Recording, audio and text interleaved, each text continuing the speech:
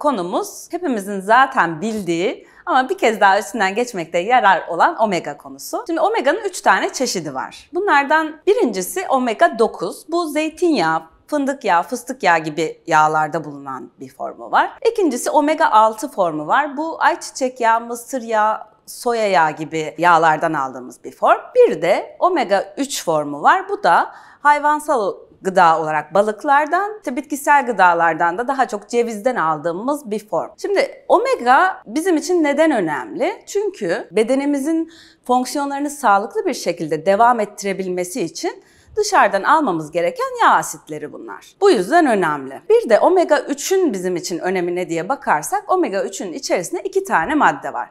Bunlardan bir tanesi DHA dediğimiz beyinde, sinir sisteminde ve retinada %30'dan 50'den fazla bulunan miktarda bir madde. Bir diğeri de EPA dediğimiz kalp damar sağlığı için çok önemli bir madde. Dolayısıyla biz omega 3 aldığımız zaman bu sistemleri de korumuş oluyoruz. Omega 3 eksikliğinde ne oluyor?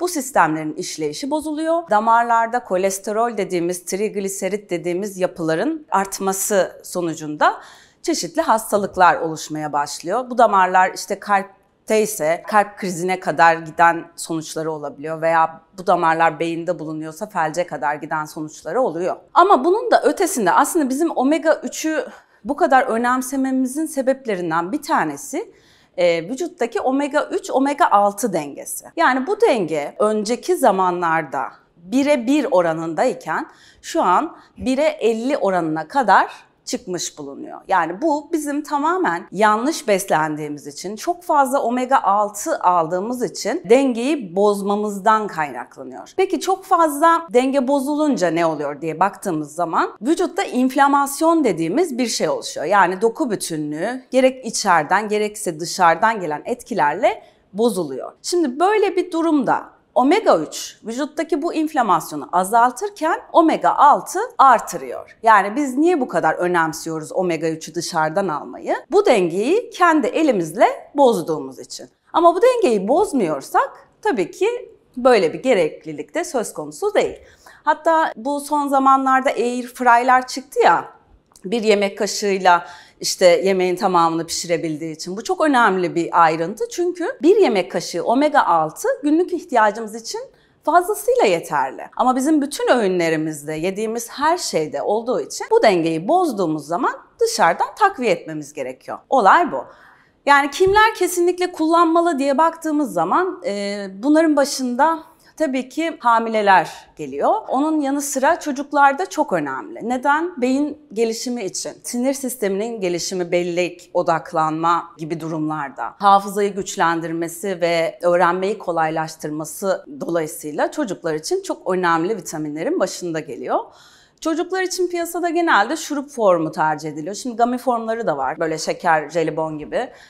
Onlar da tercih edilebilir ama şurup formların oranları genelde daha yüksek oluyor. O yüzden çocuklar için bunu tercih ediyoruz. Yetişkinler için de piyasada bunun birçok formu bulunuyor.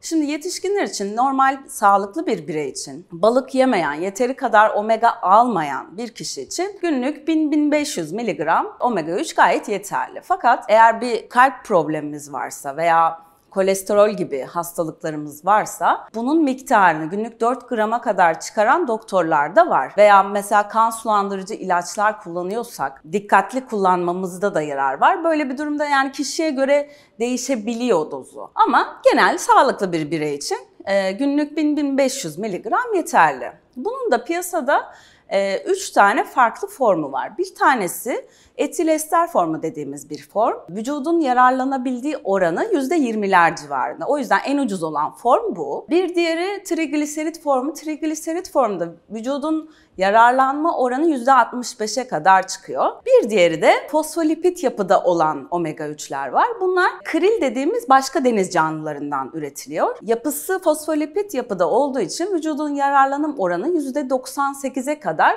çıkıyor. Şimdi genelde omega 3 yetişkinlerde kapsül şeklinde piyasada bulunuyor.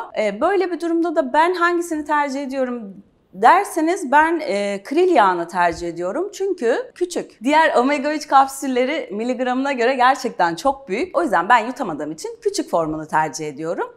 Ama tabii ki istediğiniz formu tercih edebiliriz. Özetlemek gerekirse omega 3 yaşamımız için olmazsa olmaz yağ asitlerinin başında geliyor. Bütün sistemlerimizin düzgün çalışabilmesi için eğer beslenmemiz yeterli düzeyde değilse dışarıdan takviye etmemiz gerekiyor. Hepinize sağlıklı günler diliyorum.